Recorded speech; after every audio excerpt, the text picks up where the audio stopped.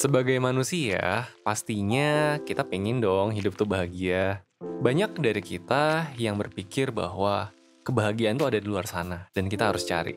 Seringkali juga kita mengaitkan kebahagiaan dengan pencapaian tertentu. Tapi mungkin beberapa dari kalian ada yang saat ini masih kesulitan buat menemukan kebahagiaan itu, ya atau sekarang lagi ngerasa hampa aja gitu. Karena lagi nggak bahagia dan nggak tahu juga gimana caranya bahagia. Terus akibatnya jadi overthinking aja kan. Terus mikir, kenapa ya hidup kok rasanya berat banget? Atau mungkin kalau gue mencari kebahagiaan dengan mendapatkan sesuatu, itu bisa ngerubah hidup gue. Nah, ada nggak yang pernah rasa kayak gitu? Kalau ada, tenang deh, gue paham kok rasanya. Dan itu hal yang wajar. Gue juga pernah kok punya fase-fase kayak gitu dalam hidup gue. Galau mengejar sesuatu karena gue rasa itu bakal bikin gue jadi bahagia. Tapi ya, ujung-ujungnya nggak pernah ada ujungnya aja gitu. Nah, karena itu, 1% bikin satu video sebelum tidur ini buat bantu kalian supaya tahu sebenarnya apa aja sih yang bikin kita nggak bahagia dan kita mesti ngapain sih biar bisa bahagia. Nah, tonton video sampai habis ya.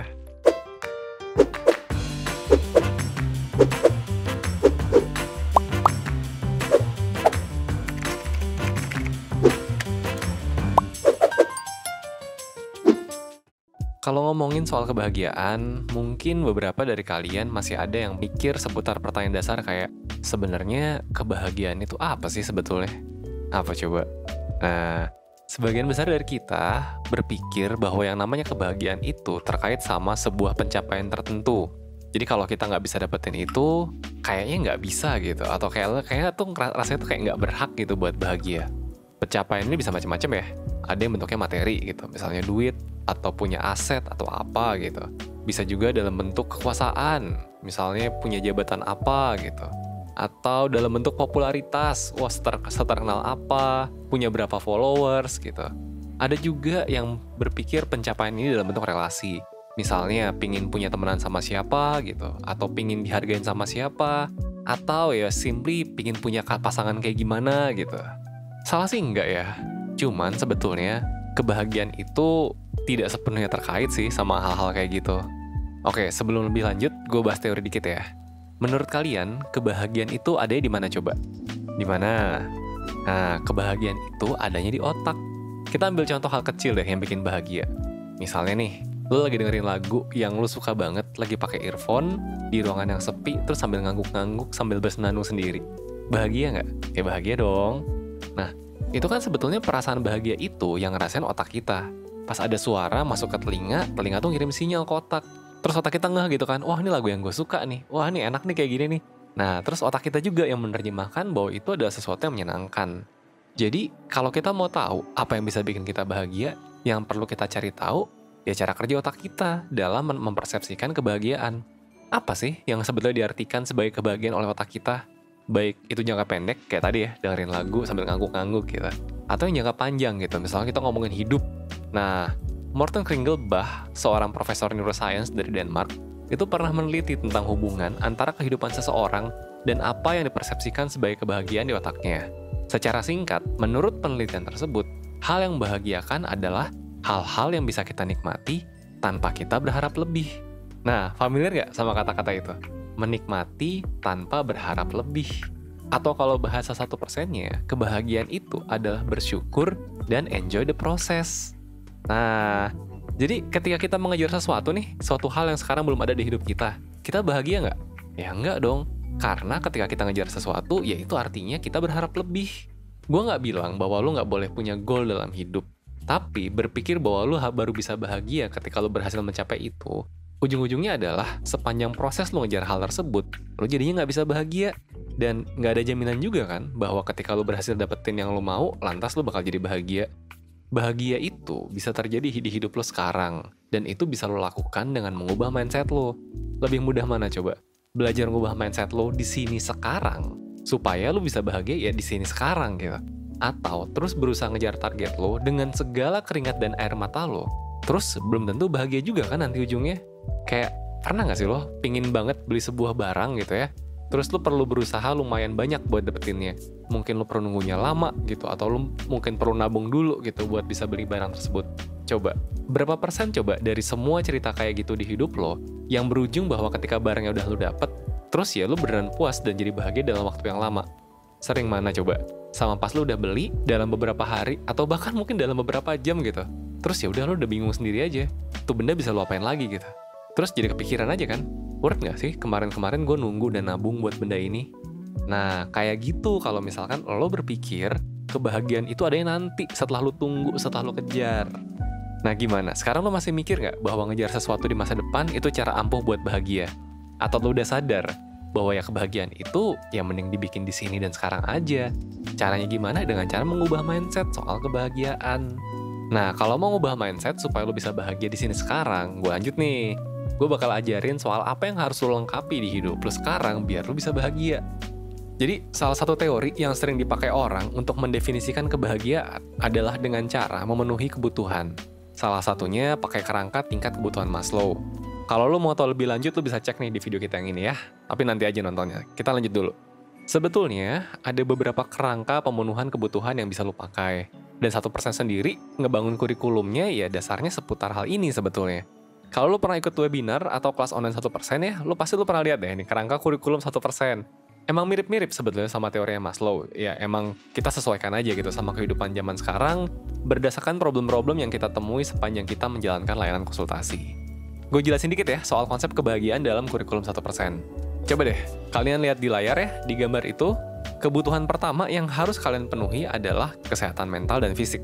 Nah, kalau sehat aja enggak, susah kan buat bahagia. Misalnya gini nih, fisik lu gampang capek, setiap saat capek gitu. Lu sering sakit. Atau ya mungkin mental lo gitu yang kurang sehat, lo sering overthinking, sering stres ya, atau mungkin bisa juga lo udah mengarah-arah ke depresi. Ya susah kan buat bahagia. Makanya penuhin dari situ dulu. Coba atur gaya hidup lo biar fisik lo sehat, jaga makanan lo, usahain tidur lo cukup, jadwalin olahraga. Itu kalau fisiknya nih nggak sehat nih. Kalau mental lo kayaknya nggak ideal kondisinya, coba diperbaiki kondisinya. Cari tahu masalahnya apa, lalu benerin pelan-pelan. Kalau bingung mulai dari mana, lu bisa daftar layanan konsultasi bersama mentor 1%. Caranya gampang, tinggal cek di description box ya. Nah, itu yang pertama nih. Udah nih, lu udah cukup sehat secara fisik, lu juga udah sehat secara mental. Berikutnya, lu harus punya self-knowledge. Nah, self-knowledge alias pengetahuan akan diri sendiri ini, itu tuh mencakup lu tuh bisa menerima kekurangan dan sisi gelap diri lo. Lu paham potensi yang lu miliki, dan termasuk lu berani untuk bertanggung jawab atas apa yang lu suka dan lu nggak suka. Kenapa lu harus punya self-knowledge dulu sebelum lanjut ke berikutnya? Karena gini, lu tuh perlu tahu dulu apa sih yang sebetulnya lu inginkan gitu. Karena biasanya nih ya, kalau orang masih targetnya kayak standar-standar kayak tadi ya, wah pengen kaya gitu, oh pengen nikah sama pasangan yang enak dilihat, oh pengen ini gitu. Nah biasanya orang yang nyebutin targetnya standar banget kayak gitu, itu karena dia belum bener-bener tahu apa yang dia pingin. Tapi kan standarnya orang lain kan pada gitu ya, oh gue pingin ini gitu, ya udah diikutin aja. Oh kayaknya sukses enaknya orang-orang pada pingin sukses gitu, udah ikut-ikutan aja. Makanya kedengarannya kan kayak standar banget aja kan, kayak semua orang ngomongnya gitu, nggak lo banget gitu. Makanya cari tahu dulu apa yang bener-bener lo suka. Jadi kalau habis ini lo mau nyari sesuatu, nyarinya tuh bener-bener lo banget gitu loh, dan itu baru rasanya beneran bikin puas. Nah, nggak tahu gimana cara kenal sama diri sendiri? Gen, daftar layanan konsultasi kita aja. Linknya ada di description box. Kita udah bantuin puluhan ribu orang ngurusin hal kayak gini. Nah, udah nih, udah sehat, udah kenal soal diri sendiri gitu kan. Berikutnya kita baru ngomongin soal orang lain di hidup kita. Mulai dari karir, hubungan dengan orang yang terdekat, sampai kontribusi sama orang lain di dunia ini. Ini sebenarnya juga sejalan sama risetnya Kring Ngebah tadi yang gue sebutin di atas, bahwa ujung-ujungnya yang paling berkontribusi terhadap kebahagiaan kita adalah kehidupan sosial kita. Termasuk tadi tuh, orang-orang terdekat lo, karir lo, dan juga kontribusi lo ke orang lain atau bahkan dunia. Ya gue sebenarnya pingin sih jelasin detail semua tahapannya, tapi nanti durasi video kepanjangan. Dan biasanya nih, orang kalau udah bisa menuhin 2 pertama tadi, ke atasnya mah bakal gampang aja gitu kan, dan jelas mesti ngapain, iya kan? Kan lu udah kenal sama diri sendiri nih, terus udah cukup sehat juga. Ya udah tahu dong, oh ini yang gue mau nih, ya udah deh gue usahain buat dapetin gitu kan. Nah tapi kalau belum tahu gitu kan, fisik mentalnya belum sehat, terus habis itu belum bener-bener tahu apa yang dia pinginin, ya mau nyari apa sebetulnya. Sekarang coba deh gue tanya, buat kalian di sini yang udah cukup sehat nih lahir batin, udah kenal sama diri sendiri, kebayang kan kalau misalnya nih oh kita mau kontribusi buat orang lain. Gimana ya caranya sebagai diri lo? Kebayang kan? Nah, tapi buat kalian nih yang 2 tadi belum terpenuhi, penuh tanda tanya aja kan rasanya. Jadi, daripada gue jelasin dan tanda tanya kalian makin banyak, terus jadi overthinking, mending beresin 2 tadi dulu aja. Kalau kesulitan melakukan sendiri, konsultasi sana sama mentor 1%. Mentor 1% bisa ngebantu dan mengarahkan untuk menggali permasalahan yang sedang kalian hadapi. Mulai dari apa yang selama ini menghalangi kalian buat punya mental dan fisik yang sehat, apa aja yang sekiranya menghalangi kalian buat mengenal dan menerima diri, dan banyak lagi. Layanan ini dilakukan secara one-on-one selama 75 menit sama mentor 1%. Jadi tenang aja, kalian nggak perlu merasa malu atau khawatir ada orang lain yang mengetahui permasalahan kalian. Mentor 1% bisa dipercaya dan akan menjaga rahasia kalian. Selain itu, kalian juga bisa milih sendiri mentor 1% yang sekiranya cocok buat kalian. Kalian juga akan diberikan worksheet, tes kesehatan mental, tes kepribadian, dan tes minat karir yang bisa ngebantu kalian untuk mengenal diri sendiri. Pastinya akan ada kode promo juga nih. Nih, tinggal masukin aja kode promonya ya pas checkout, oke? So, ya udah gitu aja. Selamat berusaha buat melengkapi hal yang masih kurang di hidup kalian saat ini supaya kalian bisa bahagia.